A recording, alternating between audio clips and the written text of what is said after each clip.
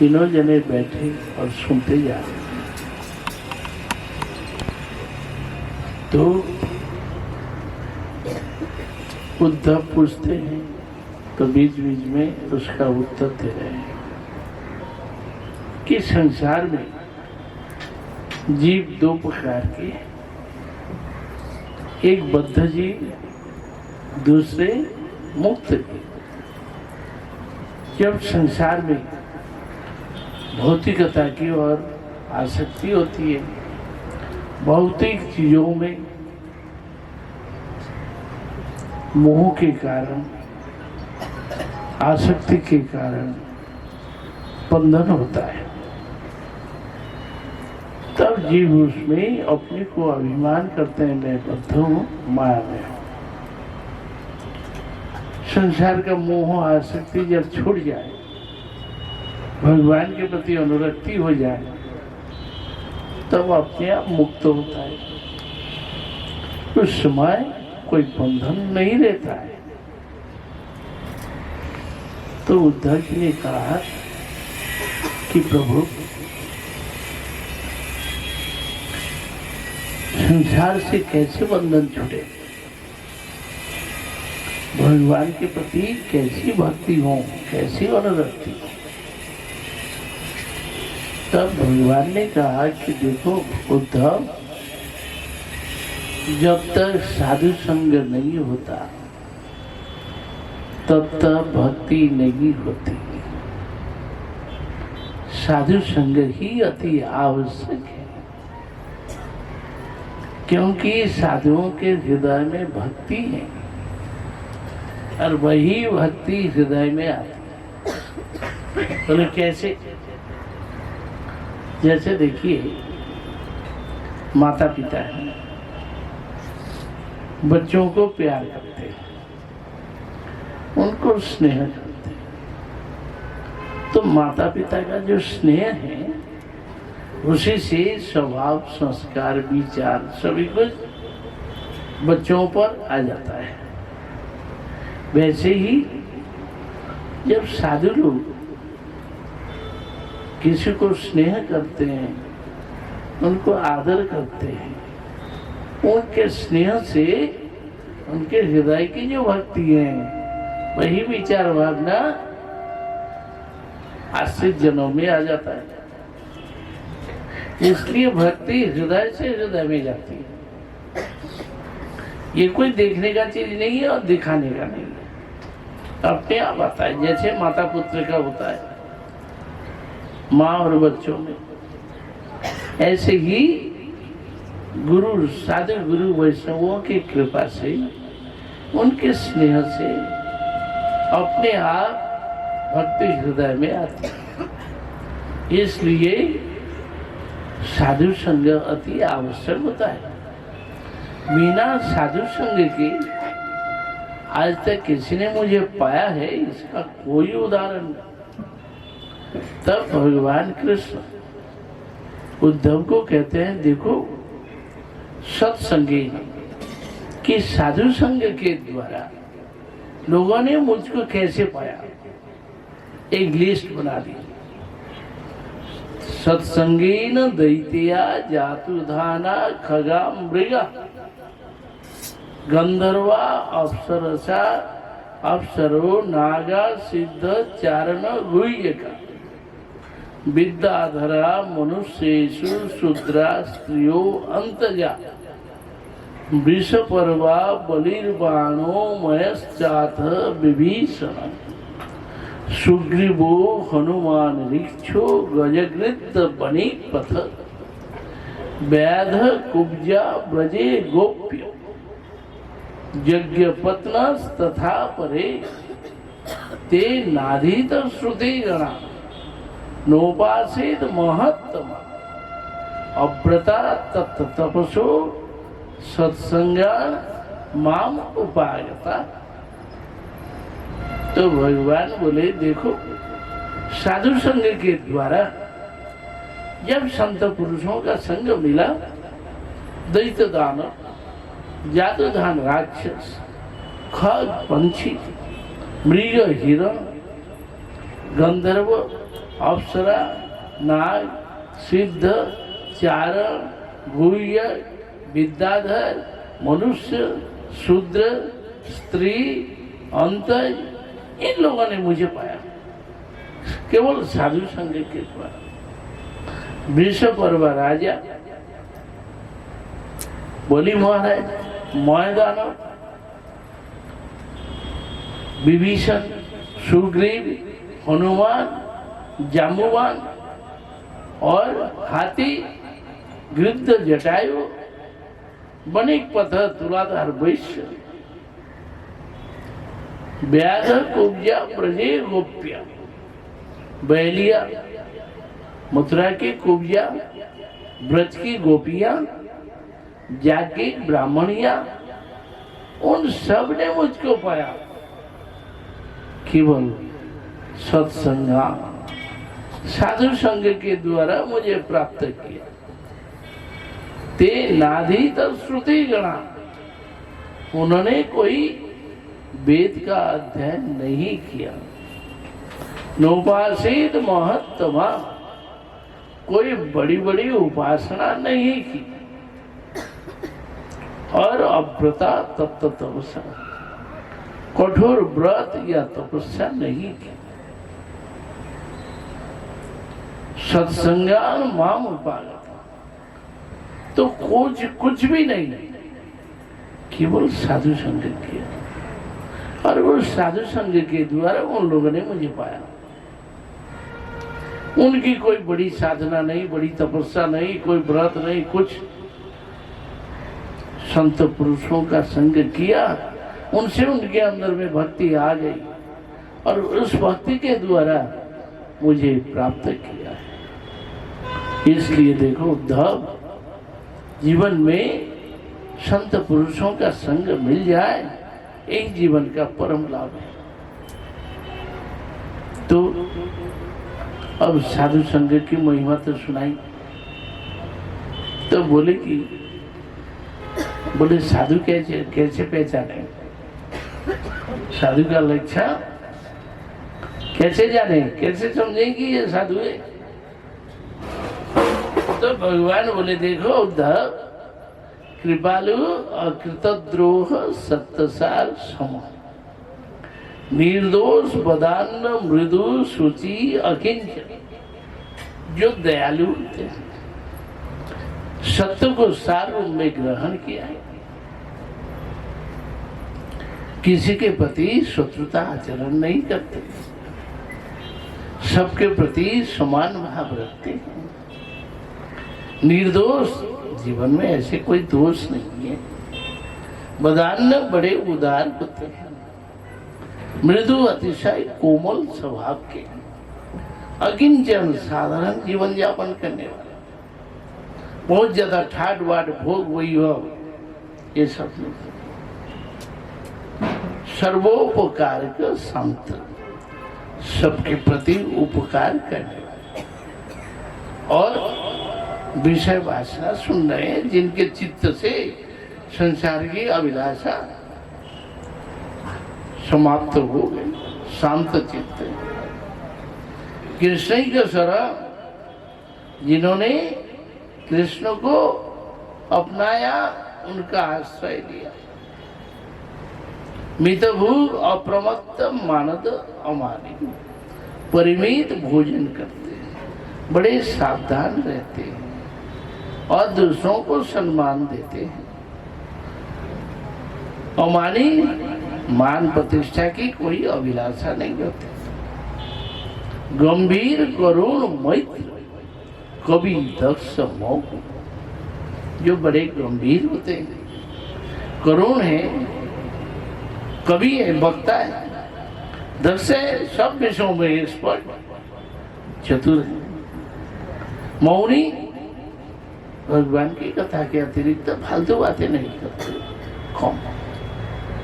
तो ये सब साधुओं के लक्षण, इन्हीं कारणों से, इन्हीं लक्षणों के द्वारा समझा जाएगा कि ये साधु है। ऐसे ही साधुओं का संग हो। तो बोले कि देखो इसमें केवल कृष्ण ही का शरण, कृष्ण का आश्रय किए हुए ऐसे व्यक्ति को साधु माना जाएगा। जो लोग कृष्ण का भजन करते हैं, भक्ति करते हैं, तो वही लोग साधु हैं। बोले उनमें से उत्तम साधु, तब बोले कि आज्ञा यही व गुणाम दोष मया दृष्टान अपि स्वका धर्मां संतज्य माम भजे सच सत्तम। शास्त्रों में कितना सारा विधि निषेध है, दोष गुण का वर्णन है। ये दोष है, ये गुण है, ये विधि है, यही निषेध है, दुनिया भर की बातें रहती है। लेकिन सबको जिन्होंने छोड़ दिया, बोले और संसार में बहुत से धर्मों की बात है, ये धर्म, ये फलाना फलाना दुनिया के धर्म है। बोले कि इन सबको छोड़ दिया, संतज्य सभी धर्मों को छोड़ दिया। बोले हमें नहीं चाहिए।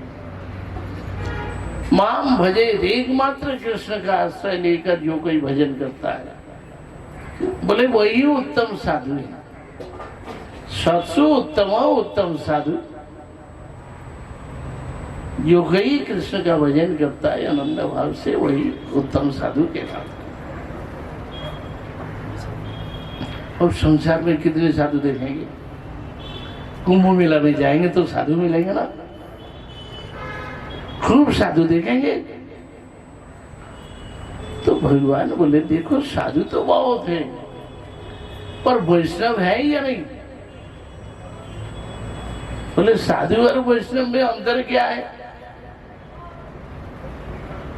जो कोई गुरु का आश्रय लिया, गुरु आश्रय करके भगवान की पूजा अर्चना करता है, भगवान का भजन करता है, वही वैष्णव है। और कोई व्यक्ति कृष्ण का भक्ति करता है, श्री कृष्ण शरणम मम कहता है, और कृष्ण का आश्रय लिए हुए कृष्ण का भजन तो करता है, वो साधु है। परंतु अभी वैष्णव नहीं हुए, ऐसे बहुत लोग होते। मथुरा में गुरु जी के पास बड़े बड़े साधु लोग आते थे, बड़े त्यागी, बड़े बड़े विद्वान, बड़े बड़े पंडित, पंचतीर्थ, सप्ततीर्थ, सभी शास्त्रों के ज्ञाता। गुरु जी खूब बात करते थे उनसे, खूब आदर भी देते थे, सम्मान करते थे।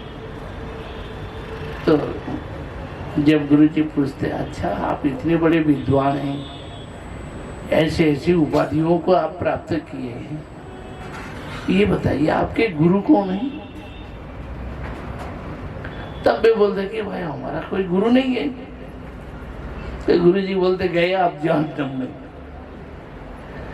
जिन्होंने जीवन में गुरु का आश्रय नहीं किया, गुरु की सेवा नहीं की, तो जीवन गया जहन्नम में। जानी चाहे कितने बड़े साधु हों, कितने बड़े बड़े महात्मा बन जाए, वैष्णव नहीं होंगे। वैष्णव का क्या लक्षण?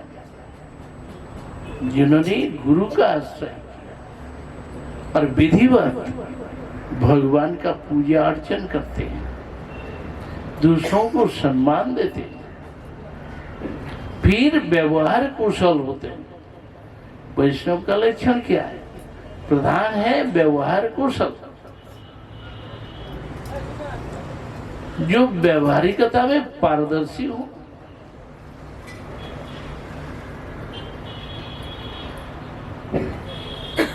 ऐसे व्यवहार कुशल जो होता है उनको वैष्णव कहा जाता है। जिन्होंने गुरु की दीक्षा ली, तो ये इस प्रकार साधु तो संसार में बहुत होते, परंतु गुरु का आश्रय लेकर सदाचार बनाया, नियम निष्ठा बनाया, भगवान का भजन पूजा पाठ करने वाले, व्यवहार कुशल। वैष्णवों का लक्षण क्या है? पहले व्यवहार कुशल होना, समाज में, संसार में, देवी देवताओं में, भगवान में, सबके प्रति यथायथ व्यवहार, यथायथ सम्मान। कोई वैष्णव हो जाए और किसी देवी देवता को कोई आदर नहीं दे, उपेक्षा करे, तो गड़बड़ हो जाएगी। गोपालम पूजयेत यस्तु निंदयेत अन्न देवता अस्तु तावत् परो धर्म पूर्व धर्मोपि नश्यति। कोई गोपाल की पूजा करता है पर दूसरे देवी देवताओं की निंदा करने लगता है, विरोध करता है, अनादर करता है, तो बोले कि गोपाल की पूजा करके जो धर्म होने वाला है वो तो गया, पहले का यदि किया हुआ कुछ है तो वो भी चला जाएगा। इसलिए कभी भी किसी का अनादर नहीं करें, सबको यथायथ सम्मान आदर हो। देवी देवता भी भगवान के परिकर हैं, उनके पार्षद हैं, अधिकार में बैठे हुए सभी कार्यों को संभालते हैं, अतएव किसी का अनादर नहीं होना चाहिए। हाँ, वैष्णव अनन्य होते हैं, राधा कृष्ण की भक्ति करते हैं, भगवान की भक्ति करते हैं, उनको अनन्य भाव होना भी जरूरी है। तो ऐसा नहीं कि किसी का अनादर करें, निंदा करें, बुराई करें, ऐसा नहीं, वो भी नहीं होना चाहिए। इसलिए कहा गया है कि व्यवहार कुशल, सबको यथायथ सम्मान दे, आदर दे। तो यही कुशलता ही वैष्णवता है। भगवान के प्रति इतनी भक्ति हो कि उनको खींच के अपने हृदय में लाए, दर्शन दे, सामने आ जाए, तो यही वैष्णवता है। तो भगवान बोले साधुओं से ऊपर उठ करके वैष्णव, फिर वैष्णवों में ऊपर और कौन है?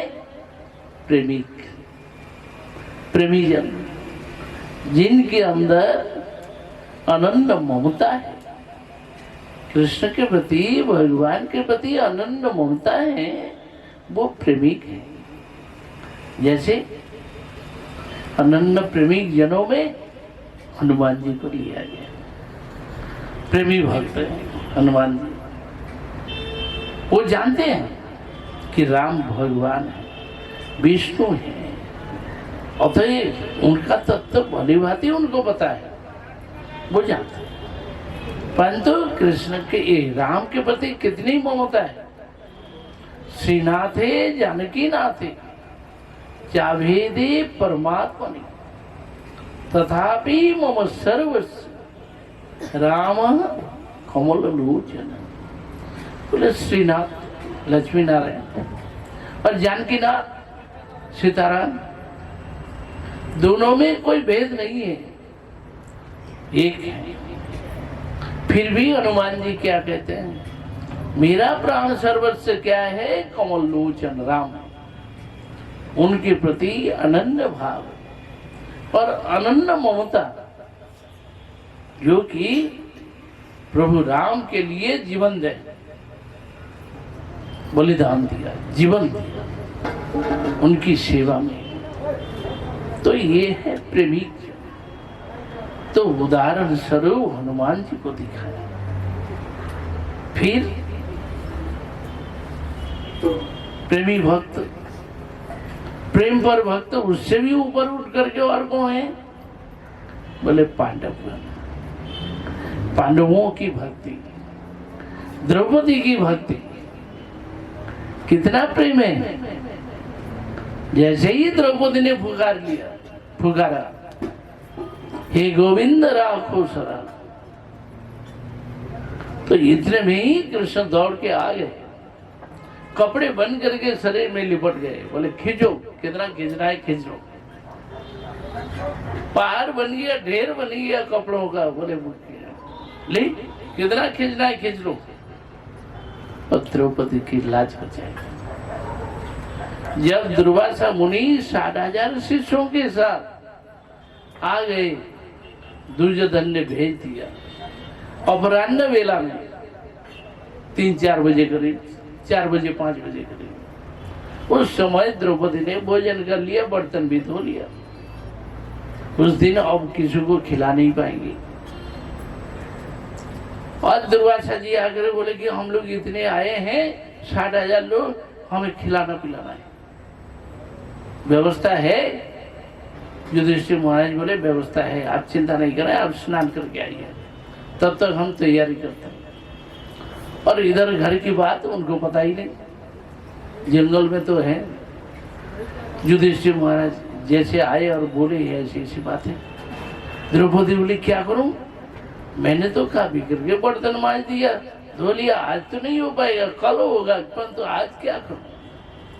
युधिष्ठिर महाराज बोले देखो द्रौपदी, आज हम सब का मरण निश्चय, दुर्वासा जी के हाथ से हम जी नहीं सकते।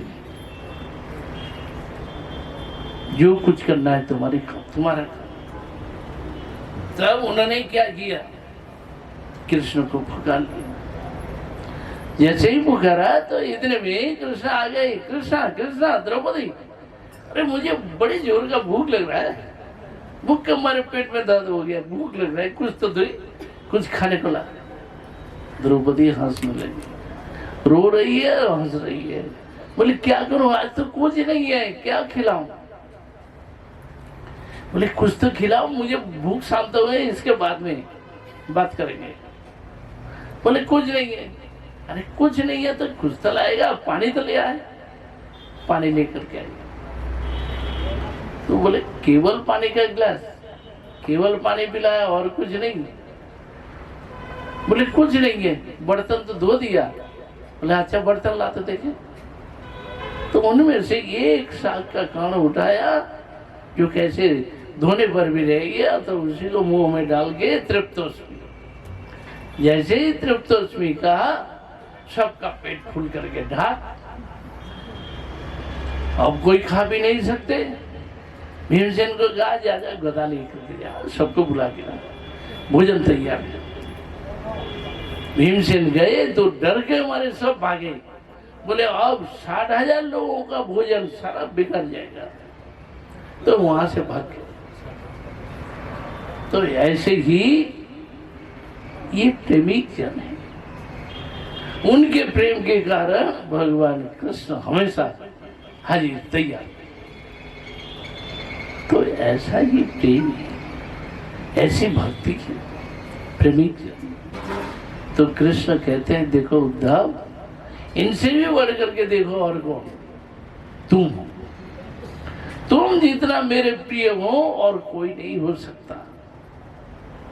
मेरी प्रिया लक्ष्मी जी भी इतना अंतरंग नहीं है जितना तुम हो। ब्रह्मा जी शंकर जी भी इतना प्रिय नहीं है जितना कि तुम हो। क्योंकि तुमने मेरी बातें सुनी, ब्रज में भेजा तुम्हें और सारे ब्रज के भाव को देखा सुना, इसलिए तुम मेरे अंतरंग प्रिय हो। तुमसे ही मैं बात करता हूं। तो फिर उद्धव का प्रेम दिखा।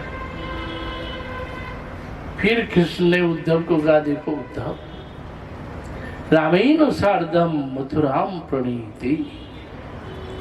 जब मैंने भैया बलराम के साथ अक्रूर के रथ में बैठकर मथुरा को गया, उस समय ब्रज गोपियां मेरे विरह में अधीर होकर न ददृशु सुखाय, जीवन में सुख के लिए कभी कुछ देखा ही नहीं।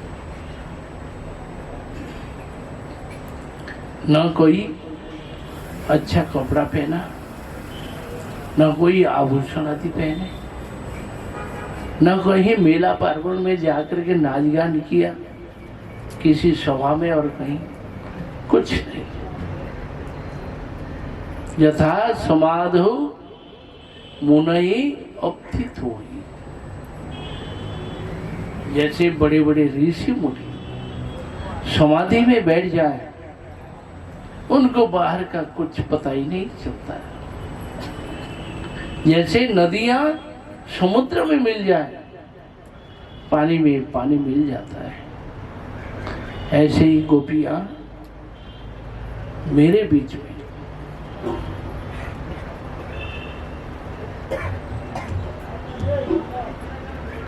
तन्मय होकर खो गई।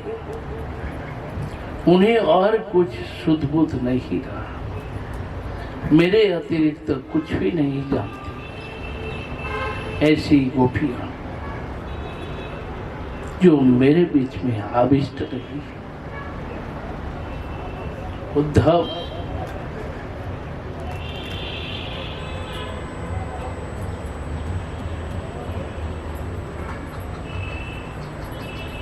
तुम ब्रज में गए, तुम्हें पता है, तुमने देखा है, वो अनुभव तुम्हें है। तस्मात् तम उद्धवो उत्सेज नोदनाम प्रतिनोदनाम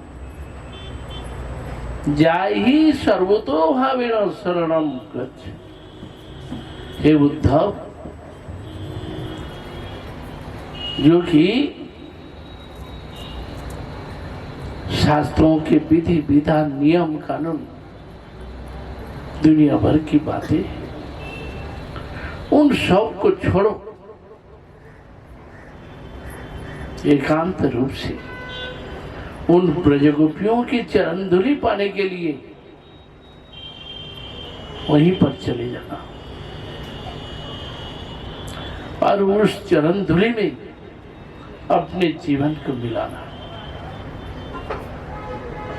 उनके भाव का एक कौड़ मिल जाए, यही जीवन का सार है। ऐसे ही उद्धव कृष्ण को कहने लगे, कृष्ण उद्धव को कहने लगे। तो अभी ये कीर्तन और प्रस्तुत कर आज जो गाया था उसी को गाने के लिए